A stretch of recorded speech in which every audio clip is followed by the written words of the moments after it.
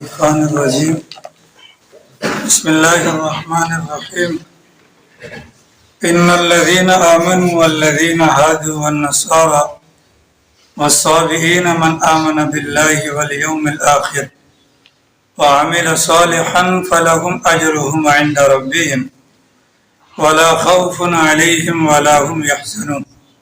یہ سورۃ البقرہ کی آیت نمبر 62 آپ حضرات کے سامنے تلاوت ہوئی.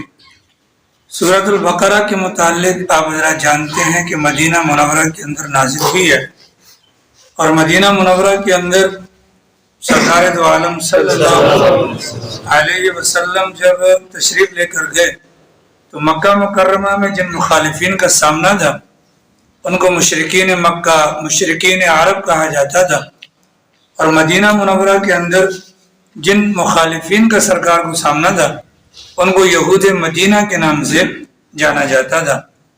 مشرکین بہت بڑی تعداد میں مسلمان بھی ہوئی ہے فتح مکہ کے موقع پر، اور اس کے علاوہ بھی دیگر کئی مواقع پر ایک بڑی تعداد میں اسلام قبول کر لیتی ہے.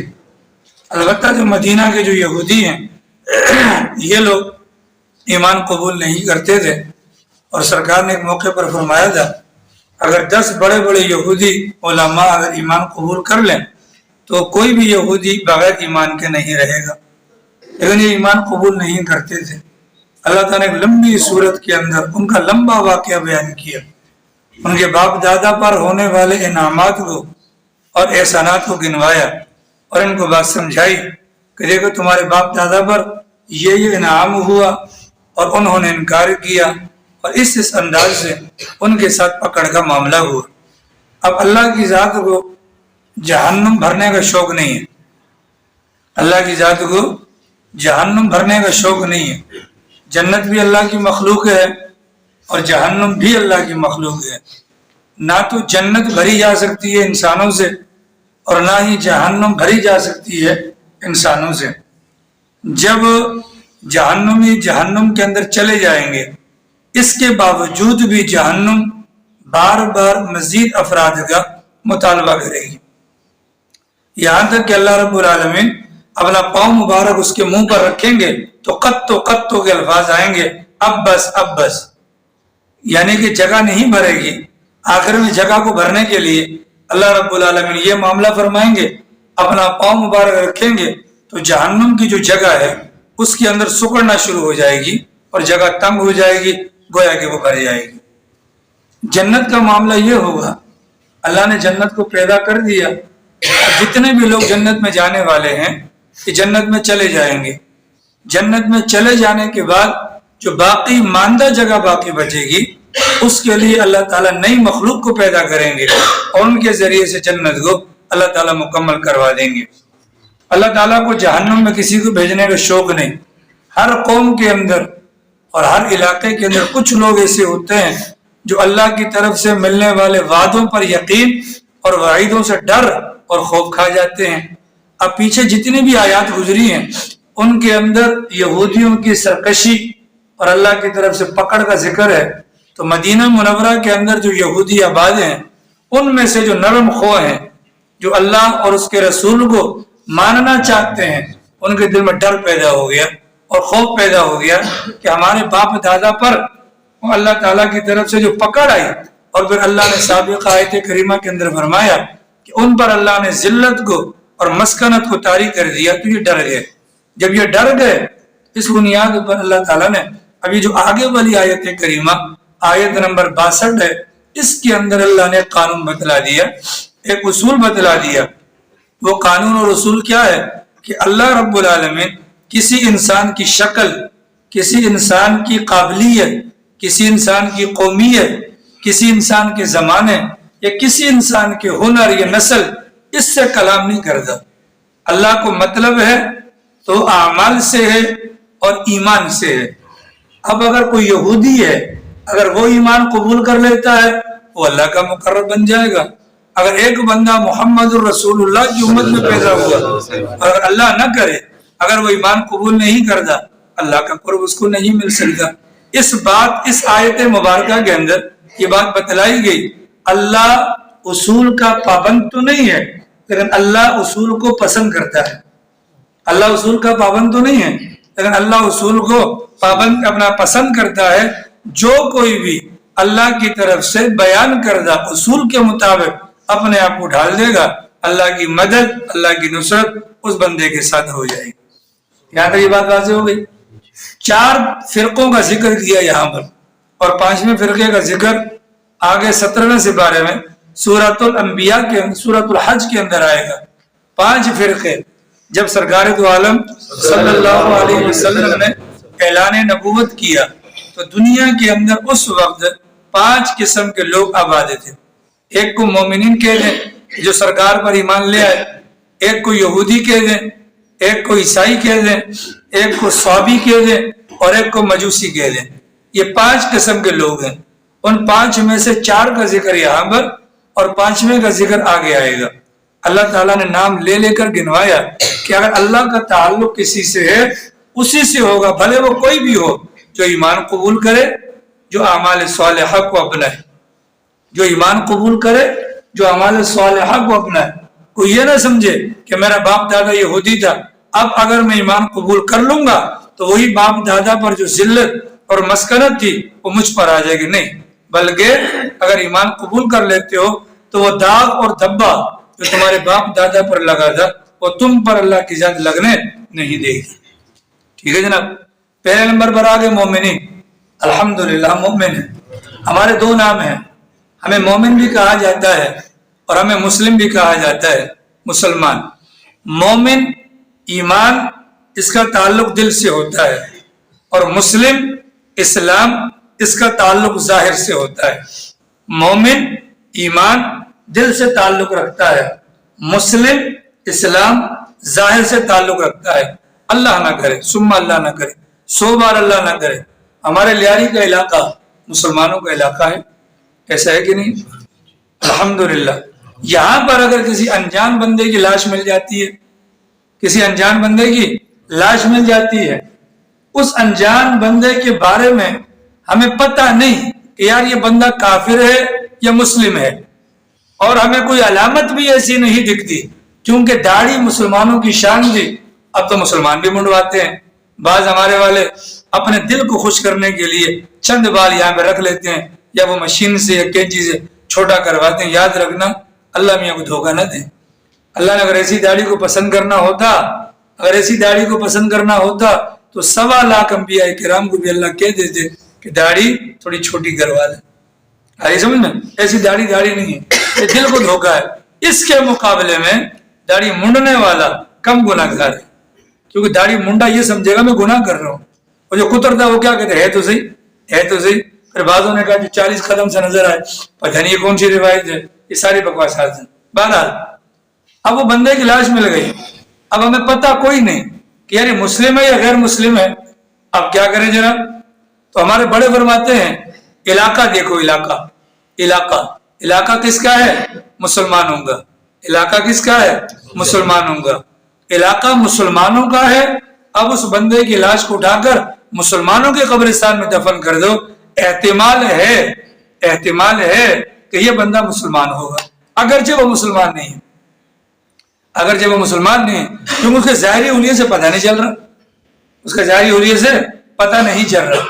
یہ معاملہ ہے کہ ایمان اور اسلام یہ دونوں لازم اور ملزوم ہیں. ایمان پہلے دل میں جائے گا، جڑیں پکڑے گا، پھر اسلام بدن کے اوپر اپنا اثر دکھائے گا. کیا دکھائے گا؟ اثر دکھائے گا. اب یہ جو ہماری ظاہری حالت اسلام کے برخلاف جاتی ہے، یہ اس بات کی واضح علامت ہے دل کے اندر ابھی تک ایمان نے جڑ نہیں پکڑی. اللہ کے نبی نے 13 سال حضرات صحابہ کرام کے دلوں پر محنت کی. کس بات کی؟ ایمان کی. پھر اللہ نے امتحان لیا. کس بات کا؟ صحابہ کے امتحان کا، صحابہ کے ایمان کا.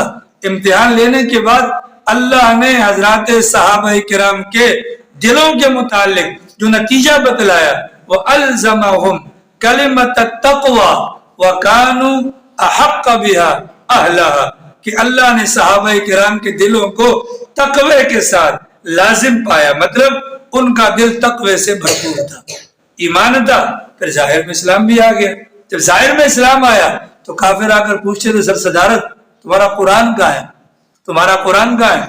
تو جواب نہیں دیا جاتا تھا وہ مسجد میں رکھا ہے، یہ کتابی شکل میں بتلایا جاتا تھا ہمارا قرآن وہ جا رہا ہے۔ کیا مطلب؟ اس بندے کو جا کر دیکھ لو، جو کچھ اس کے عمل کے اندر تمہیں نظر آئے گا وہی کچھ ہمارے قرآن کے اندر پایا جائے گا۔ ایمان ہوگا اسلام آئے گا۔ تو ہم مومن بھی ہیں اور ہم مسلم بھی ہیں۔ مومن اللہ کا نام، اللہ نے اپنے نام میں سے ہمیں اپنا نام دے دیا، اللہ مومن، ہم بھی مومن۔ اللہ کا نام کیا ہے؟ السلام۔ اللہ کا نام کیا ہے؟ السلام۔ اللہ نے اس نام میں سے ہمیں مسلم والا نام دے دیا، ہم مسلمان کہلاتے ہیں۔ ٹھیک ہے؟ ایمان کا مطلب ہوتا ہے ماننا، ایمان کا مطلب ہوتا ہے ماننا، اور ماننا دل سے ہوتا ہے، ماننا۔ ہم کسی کے ایمان پر شک نہیں کر سکتے، البتہ اسلام پر شک کر سکتے ہیں، کیونکہ ایمان تو چھپا ہوا ہے، آپ کہاں سے ٹٹولیں گے؟ البتہ اسلام اس کا مشکوک ہو سکتا ہے کہ یار یہ بندہ تو اپنا اڈوں پر جاتا ہے، جوئے کھیلتا ہے، اور اس نے سنار بھی باندھا ہوا ہے، یہاں پر ٹیکا بھی لگایا ہوا ہے، یہ اغیار کی مجالس میں بھی جاتا ہے۔ اسلام پر شک کر سکتے ہیں، اسلام پر شک کر سکتے ہیں، ایمان پر شک نہیں کر سکتے۔ آگے جناب، ایک ہوتا ہے ایمان اور ایک ہوتا ہے اسلام۔ ایمان کا مطلب ماننا اور اسلام کا مطلب جھکنا، اسلام کا مطلب جھکنا۔ کوئی اگر کہتا ہے کہ میں مسلمان ہوں، اس کا موٹا سا مطلب یہ اس نے اپنے پرانے لبادے کو اتار کر دینی لبادے کو پہن لیا۔ جب دینی لبادے کو پہن لیا تو یہ لبادہ دور سے دکھنا چاہیے، یہ لبادہ کیا ہونا چاہیے بھائی عبد الرحمان صاحب؟ دور سے دکھنا چاہیے، یہ ہو گئے مومن۔ دوسرے نمبر پر آتے ہیں یہودی۔ یہودیوں کو یہودی کیوں کہتے ہیں اللہ جانتا ہے، 3 وجوہات لکھی ہیں، غور کیجئے گا، کیونکہ یہودیوں کا نام پہلی مرتبہ قرآن کی ابتدا میں آ رہا ہے، آگے بھی انشاءاللہ کام آئے گا۔ یہودیوں کو یہودی کہنے کی ایک وجہ گزشتہ آیات کے اندر گزرا۔ حضرت موسیٰ تورات لے کر آئے، انہوں نے کہا کہ ہم کیسے مان لیں، یہ اللہ کی کتاب ہے، جب تک آپ ہمیں وہاں نہ لے جائیں، ہم اپنی آنکھوں سے اللہ میاں کو نہ دیکھ لیں، ہم یقین نہیں کریں گے۔ 70 بندے تیار ہو گئے، ان کو لے جایا گیا، اللہ میاں کو دیکھنے کی فرمائش کی، اللہ کے نور کی تجلی پڑی، یہ سارے کے سارے مر گئے۔ حضرت موسیٰ نے دعا کی، اللہ نے اس موقع پر ان کو دوبارہ زندہ کر دیا۔ ایسا ہوا تھا؟ تو وہاں پر حضرت موسیٰ کی زبان سے الفاظ نکلا تھا، اِنَّا هُدْنَا إِلَيْكَ، اے اللہ ہم تیری طرف رجوع کرتے ہیں، اے اللہ ہم تیری طرف رجوع کرتے ہیں۔ تو ہدنا سے یہود کا لفظ نکل گیا، رجوع کرنے والے، اور وہاں سے یہودی بن گئے۔ ایک مطلب یہ بیان کرتے ہیں۔ دوسرا مطلب حضرت یعقوب علیہ السلام کے 12 بیٹے تھے، سب سے بڑے بیٹے کا نام تھا یہودا، اس سے آگے جتنی بھی نسل چلی اس کو یہودی کہا جاتا ہے۔ تیسری وجہ یہ بیان کرتے ہیں کہ یہ کتاب تورات کی تلاوت کرتے تھے۔ آپ نے مدارس کے اندر دیکھا ہوگا، چھوٹے بچے جب قرآن پڑھتے ہیں تو ہلتے رہتے ہیں، اس ہلنے کے عمل کو عربی زبان کے اندر تحود کہا جاتا ہے، تحود۔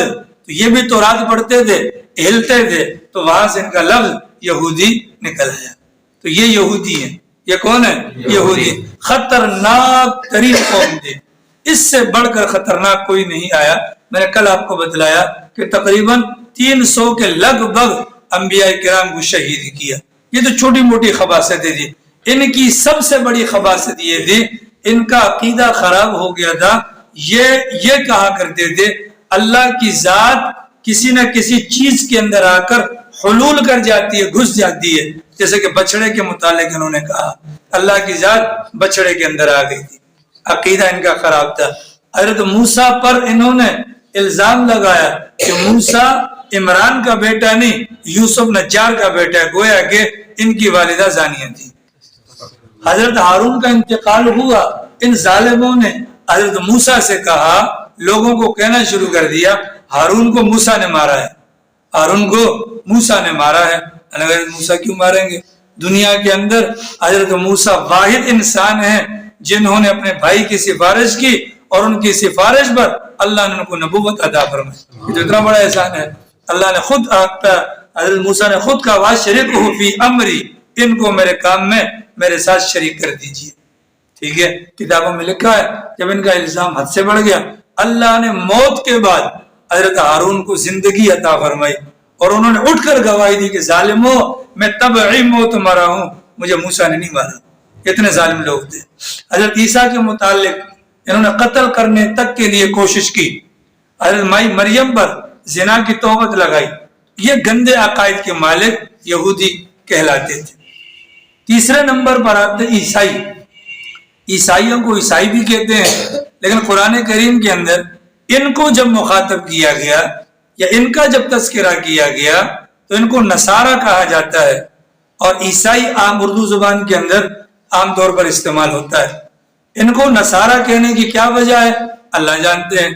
بعض حضرات کا کہنا ہے جس محلے کے اندر سیدنا عیسیٰ علیہ السلام پیدا ہوئے تھے اس محلے کا نام تھا ناصرہ. کیا نام تھا؟ ناصرہ. تو وہاں پر حضرت عیسیٰ پیدا ہوئے. اس بنیاد پر حضرت عیسیٰ کو عیسیٰ ناصرہ کہا جاتا تھا, عیسیٰ یا ناصری کہا جاتا تھا. جیسے ہمارے پیغمبر مکہ میں پیدا ہوئے ان کو مکی کہا جاتا ہے, مدینہ چلے گئے ان کو مدنی کہا جاتا ہے. ٹھیک ہے, ہم کراچی میں پیدا ہوئے ہمیں کراچوی کہا جاتا ہے. اس نسبت سے حضرت عیسیٰ کو کہا جاتا تھا عیسیٰ ناصری, اور ان کے ماننے والوں کو کہا جاتا تھا نصارہ. کیا کہا جاتا تھا؟ نصارہ. بعض حضرات دوسری وجہ یہ بیان کرتے ہیں کہ حضرت عیسیٰ علیہ السلام نے ایک موقع پر کہا تھا کہ مجھے اللہ کے راستے میں دین کے کام کے لیے مختلف قسم کی مشکلات کا سامنا ہے, تم میں سے کون ہے جو اللہ کے راستے میں میری مدد کرے؟ من انصاری الی اللہ, کون ہے جو اللہ کے لیے یا اللہ کے دین کے لیے میری مدد کرے؟ تو جن لوگوں نے ہاتھ اٹھائے تھے ان کو نصارہ کہا جاتا ہے. ان کو کیا کہا جاتا ہے؟ نصارہ کہا جاتا ہے. چوتھے نمبر پر ایک فرقہ ہے جس کو صوابی کہا جاتا ہے. صوابی کا مطلب کیا ہے؟ صوابی کا مطلب یعنی کہ اپنے دین کو چھوڑنے والا, اپنے دین کو چھوڑنے والا. جس دین پر باپ دادا ہو اس دین کو چھوڑ کر کوئی اور مذہب اختیار کرنے والے کو صابی کہا جاتا ہے. جیسا کہ کافر پاک پیغمبر کو صابی کہتے تھے کہ یہ باپ دادا کے دین سے ہٹ گیا. حالانکہ ان ظالموں کو سمجھنا چاہیے کہ پیغمبر پیدائشی طور پر موحد ہوتا ہے, وہ مشرک نہیں ہوتا. پیدائشی طور پر نبی سے غلطی کا تصور بھی نہیں, نبی سے غلطی کا تصور نہیں ہے, اور شرک تو سب سے بڑی غلطی ہے, اس سے بڑھ کر تو کوئی غلطی نہیں. صحابی یہ فرقہ تھا. انہوں نے کیا کیا ہوا تھا؟ تمام ادیان کو چھانٹا, آسمانی دینوں کو, کتابوں کو چھانٹا, اور مزے کی باتیں لے لی, مزے کی باتیں لے لی. ان لوگ نمازیں پڑھتے تھے کعبۃ اللہ کی طرف منہ کر کے, پوجا فرشتوں کی کرتے تھے, تلاوت زبور کی کرتے تھے, نمازیں دو پڑھا کرتے تھے, شراب کو حرام کہتے تھے, ٹھیک ہے, لیکن پیا کرتے تھے. اس طریقے سے طرح طرح کی اچھی باتیں اور کچھ بری باتوں کو آپس میں ملا کر ان لوگوں نے مذہب بنا لیا اور اس کا نام رکھ دیا صوابی. اس کا نام کیا رکھ دیا؟ صوابی. چنانچہ یہ لوگ جو تھے صوابی قسم کے, ان لوگوں کے متعلق بعض جگہوں پر آتا ہے کہ حضرت داؤد کو یہ پیغمبر مانتے تھے اپنا, اور اپنی نسبت یہ کرتے تھے حضرت ابراہیم علیہ السلام کی طرف. ٹھیک ہے, اللہ تعالیٰ نے ان مشہور اور معروف چاروں قسم کے فرقوں کے بندوں کے نام لے کر گنوا دیا کہ چوڑا ہونے کی کسی کو ضرورت نہیں ہے کہ میں مومن ہوں, میں مسلم ہوں, یا میں یہودی ہوں, یا عیسائی ہوں, یا صوابی ہوں. اللہ کا رشتہ یا تعلق اسی بندے کے ساتھ ہے جو ایمان اور اعمال صالحہ کا پابند ہوگا. سمجھ رہے؟ ایمان اور اعمال صالحہ, بس. ایمان اندر ہے, اسلام اوپر ہے, اسلام کا پتہ اعمال صالحہ سے چلے گا. کس سے چلے گا؟ اعمال کرنے پڑیں گے. عمل سے زندگی بنتی ہے, جنت بھی جہنم بھی. یہ خاکی اپنی فطرت میں نہ نوری ہے نہ ناری. ہمارا کوئی کمال نہیں, عمل ہوگا تو سب کچھ ہوگا. سعد بن ابی وقاص نے کوئی عمل کیا ہوگا نا, اللہ جانتا ہے, کیا ہوگا نا, اللہ جانتا ہے. ادھر ان کا انتقال ہوا, اللہ کے نبی جنازے میں گئے, اور یوں پونچوں کے بل سرکار کھڑے ہوئے، پونچوں کے بل کھڑے ہوئے. صحابہ نے پوچھا سرکار خیر تو ہے؟ فرمایا کہ سعد کے جنازے میں اتنے فرشتے آئے تھے کہ پاؤں رکھنے کی جگہ تھی، اور ساتھ میں یہ بھی فرمایا کہ سعد کی موت پر اللہ کا عرش لرز ہوتا تھا. کتنا بڑا عمل ہوگا کوئی اللہ جانتا ہے. ایسا ہے کہ نہیں؟ حضرت بلال کی زندگی میں عمل تھا. بلال جنت میں اپنے آگے قدموں کی آہٹ سنی، پوچھا کون؟ بتلایا کہ بلال. کون سا عمل کرتے ہو؟ کہا سرکار بڑا عمل تو کوئی نہیں، جب بھی وضو کرتا ہوں 2 رکعت نماز پڑھ لیتا ہوں. عمل کیا، اللہ نے مقام تک پہنچایا کہ نہیں پہنچایا؟ سرکار نے فرمایا کہ جنت کے اندر اپنے مکان کے سامنے، جنت کے اندر میں نے قریشی کا مکان دیکھا. کس کا؟ قریشی کا. تو میرے دل میں یہ خیال گزرا کہ وہ مکان میرا ہوگا. مجھے بتلایا گیا یہ عمر بن خطاب کا ہے. کوئی عمل ہوگا نا جناب. حضرت علی سے کہا علی جنت کے اندر میرے مکان کے سامنے تیرا گھر ہوگا. کوئی عمل ہوگا کہ نہیں ہوگا؟ حضرت عثمان نے مال دیا نا، کب؟ غزوہ تبوک کے موقع پر. اس کے بعد حضرت عثمان کا انتقال ہوتا ہے تقریباً 35 ہجری. کتنا لمبا عرصہ ہے. لیکن سرکار نے پہلے کہ عثمان آج کے بعد تو کوئی عمل نہ بھی کرے تیرے لیے یہی کافی ہے. عمل کیا کہ نہیں کیا؟ بولو. اللہ کے نبی نے ابو بکر صدیق کے متعلق کہا خدایا تو جنت میں میری جگہ ابو بکر کو دے دے. عمل کیا ہوگا نا سر. عمل ہوگا، عمل ہوگا. جو ایمان میرا اور آپ کا ہے نا، اللہ تعالیٰ ہم سب کی حفاظت فرمائے. بولو آمین، بولو آمین.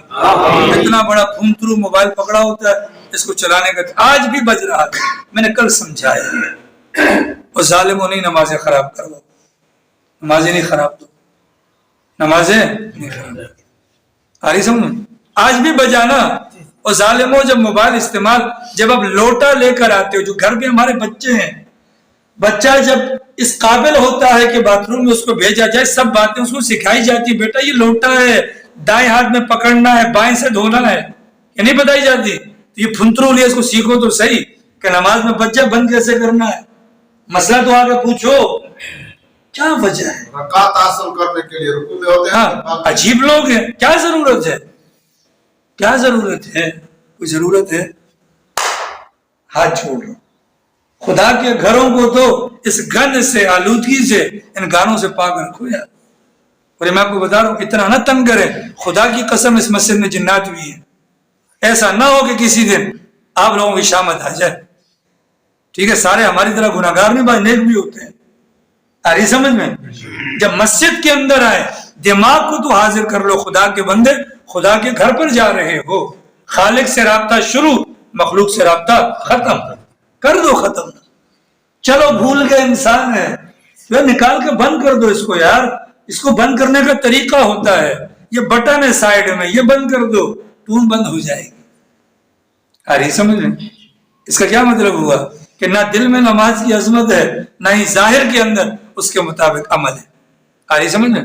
ایمان اور اعمال، عمل کرنا پڑے گا. اعمال کتنے کریں جی؟ اب میں اور آپ، ہمارے بہت سارے جمعے میں بھی میں دیکھتا ہوں ادھر کچھ بڈھے بیٹھے ہوتے ہیں، کچھ جوان بھی ہمارے تازہ ہوتے ہیں. ابھی کچھ کراچی اجتماع کے اندر بھی جائیں گے، لمبی 1000 دانوں والی تسبیح لے لیں گے، 500 دانوں والی تسبیح لے لیں گے، اور وہ سمجھیں کہ بس یہ اللہ تعالیٰ نے اعمال کا کہا ہے، اعمال کر لو. نہ جناب، اعمال میں یہ مطلوب نہیں ہے اعمال زیادہ ہوں جی حضور بخشے کہ میرے پاس 2 لاکھ نیکیاں ہیں. نہ بابا نہ. اعمال کے اندر تعداد مقصود نہیں، اعمال کے اندر وزن مقصود ہے. کیا مقصود ہے؟ وزن. میں نے آپ کو پہلے کہا ہماری عمر، میری عمر مثال کے طور پر آپ لگا لیں 40 سال، تو 15 سال میں بالغ ہوا، پیچھے 25 سال بن گئے. ابو بکر صدیق کو اعمال کرنے کے لیے ٹوٹل عمر 25 ملی ہے، اور میں 25 سال سے جدی پشتی مسلمان ہوں. کیا میں دعویٰ کر سکتا ہوں کہ میرے اعمال ابو بکر سے بڑھ گئے؟ وجہ کیا ہے؟ ان کے اعمال میں وزن تھا، میرے اعمال میں کثرت ہو سکتی ہے. اللہ کو کثرت مطلوب نہیں. الذی خلق الموت والحیات لنبلوکم ایکم احسن عملا. اچھا عمل کون کرتا ہے؟ تبھی سرکار نے فرمایا کہ میرے صحابہ کو برا بھلا مت کہو. کیوں؟ لو ان احدکم، اگر تم میں سے کوئی احد پہاڑ اتنا لمبا ہے، دیکھا ہے نا، احد پہاڑ جتنا سونا بھی اللہ کے راستے میں صدقہ کر دے، میرے صحابہ اس کے مقابلے میں کھجور کی گٹھلی صدقہ کر دیں، تم اس کے ثواب کو تو درکنار، اس کے اندر جو وہ ہوتی ہے نا اس تک بھی نہیں پہنچ سکتے۔ وجہ کیا ہے؟ بولو، اعمال میں فساد ہے۔ اعمال میں کیا ہے؟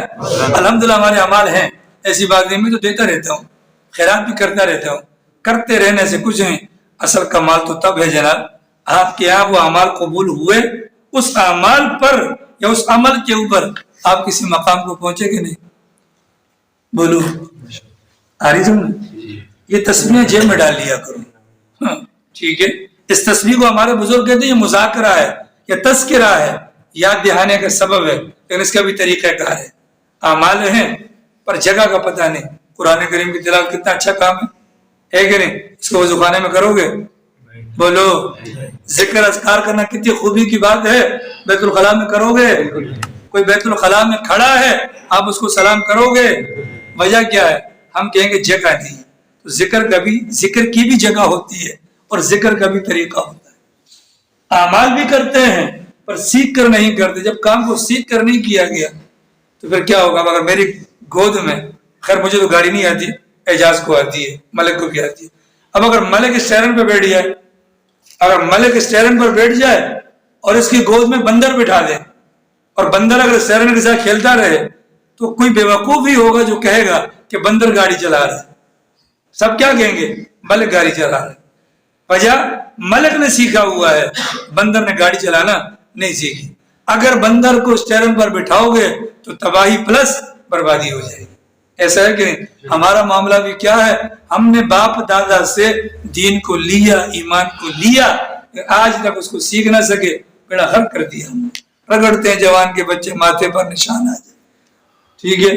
6.25 لاکھ کا ذخیرہ ہے احادیث کا، خدا کی قسم میں نے اپنی زندگی میں نہ تو کسی حدیث کے اندر پچھلے 8 یا 9 سال سے الحمدللہ بخاری شریف جیسی کتاب پڑھاتا ہوں، آج تک میں نے کوئی روایت نہیں دیکھی کہ جس میں کسی صحابی نے کہا ہو کہ سرکار کے یہاں پر ماتھے پر محراب کا نشان تھا۔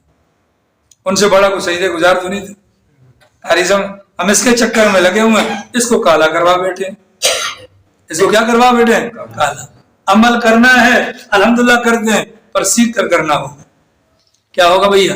سیکھ کر عمل کریں گے، سیکھ کر کریں گے۔ یہ جو تبلیغی اجتماع ہے اس کے اندر اسی بات کی محنت ہے، اعمال سکھائے جاتے ہیں۔ اعمال کیا ہوتے ہیں؟ سکھائے جاتے ہیں۔ اعمال جب آدمی سیکھ کر کرتا ہے، علامہ اقبال غالباً کہتے ہیں کہ میرے والد ماجد میرے قریب سے گزرے، مجھے تلاوت کرتے ہوئے روز دیکھتے تھے، ایک دن مجھ سے کہنے لگے بیٹا کسی دن یاد کروانا، تمہیں بتلاؤں گا تلاوت کی کیسے جاتی ہے۔ بڑے حیران ہو گئے۔ والد صاحب عالم تھے، بولوی عالم کیا نام تھا؟ نور محمد صاحب، وہ عالم تھے۔ اب علامہ اقبال بھی پڑھا لکھا آدمی ہے، تو ہماری طرح للو پنجو تو نہیں تھا۔ بڑے حیران ہو گئے کہ ابا نے اتنی بڑی بات کر دی۔ انتظار میں 2-4 روز کے بعد ابا سے کہا، آپ نے کہا تھا تلاوت کا طریقہ بدلاؤں گا۔ کہا بیٹا جب قرآن کریم کھولو یہ مت سمجھو کہ اللہ کی کتاب پڑھ رہے ہو، یہ سمجھا کرو الف لام میم اللہ مجھ سے براہ راست مخاطب ہے اور مجھے کہتا ہے اقبال الف لام میم، اقبال ذالک الکتاب، اقبال لا ریب فیہ۔ اب جب تم پڑھو گے نا سیکھ کر، اب پڑھنے میں مزہ آئے گا۔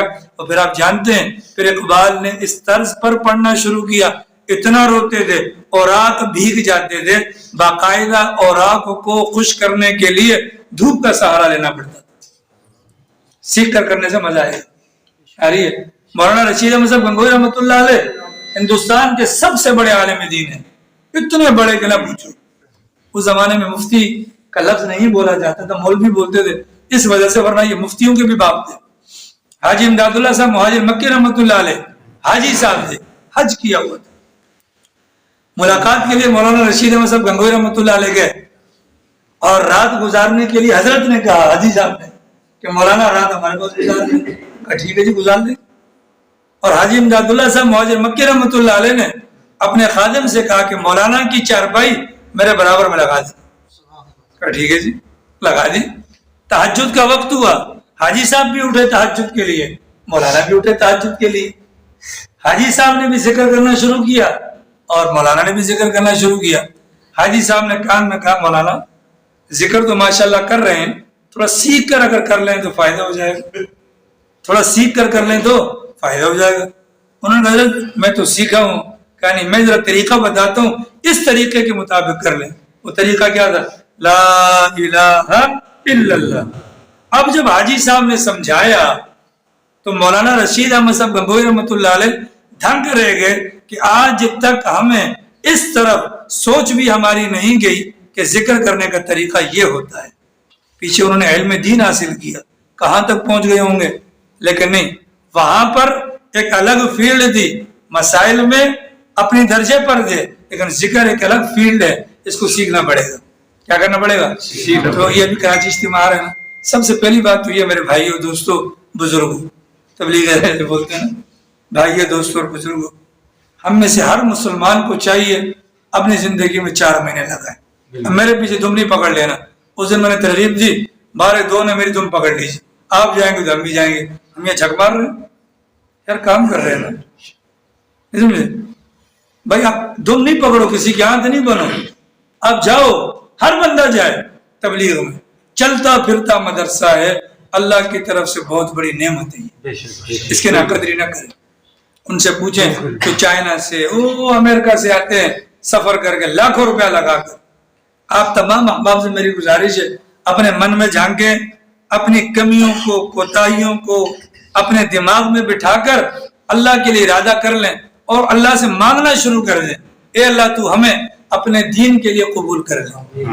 آپ 4 مہینے کے بعد عالم نہیں بن جائیں گے، مفتی نہیں بن جائیں گے، لیکن پاک پیغمبر نے جو فرمایا اتنا علم حاصل کرنا ہر مسلمان مرد اور عورت پر فرض ہے کہ 24 گھنٹے کی زندگی میں حلال حرام جائز ناجائز تمام تر مسائل اس کو پتہ ہو۔ 4 مہینے میں انشاءاللہ آپ اتنا سیکھ کر آ جائیں گے، اور اتنا فی الحال ہم میں سے کسی کو نہیں۔ ہمارے جیسا کوئی بندہ تھا، وہ نماز کے لیے آگے ہو گیا، نماز کے آخر میں اس نے سجدہ سہو کر لیا۔ نماز کے بعد مقتدیوں نے پوچھا مولانا خیر تو تھی، سجدہ سہو کیوں کیا؟ کہ میری تھوڑی سی ہوا نکل گئی تھی۔ کیا نکل گئی تھی؟ تھوڑی سی ہوا۔ وجہ کیا ہے؟ اس بیچارے کو مسائل کا علم نہیں۔ یہی حال ہمارا بھی ہے، تو یہ کمزوری ہے، کوتاہی ہے، ابھی سے اللہ سے مانگنا شروع کریں اور 4 مہینے کو فرض کے طور پر لگائیں، کیونکہ دین سیکھنا فرض ہے۔ کوشش کریں گے انشاءاللہ، جائیں سارے جائیں۔ باقی پیچھے گھر والوں کا کیا ہوگا تو یہ سوچ لیجئے کہ ایک بندہ گھر گیا تھا، جا رہا تھا، راستے میں ٹھیلے پر انگور پڑے ہوئے تھے۔ کیا پڑے ہوئے تھے؟ انگور۔ اس کو بڑے اچھے لگے، اس نے 3 کلو انگور خرید لیے۔ گھر گیا، بیگم کو کہا چھاپڑی میں ڈالو، اس کو دھو دو، میں ذرا 2 رکعت پڑھ کے آ جاؤں، نماز کا ٹائم ہے۔ وہ نماز کے لیے گیا، واپس مڑ کے آیا، چھاپڑی خالی تھی، انگور سارے کھائے جا چکے تھے۔ وہیں پر اس کے دل پر چوٹ لگی کہ میری زندگی میں میرے گھر والوں کا میرے ساتھ یہ معاملہ ہے، میرے مرنے کے بعد کیا ہوگا؟ اسی وقت توبہ کی، اپنی سابقہ زندگی سے مسجد کے اندر آ کر بیٹھ گیا، دین سیکھنے لگا، اذان کے کلمات کو سیکھا، پہلی مرتبہ اذان دینے کے لیے کھڑا ہوا، اللہ اکبر کہا اور وہیں روح اس کی پرواز کر جاتی۔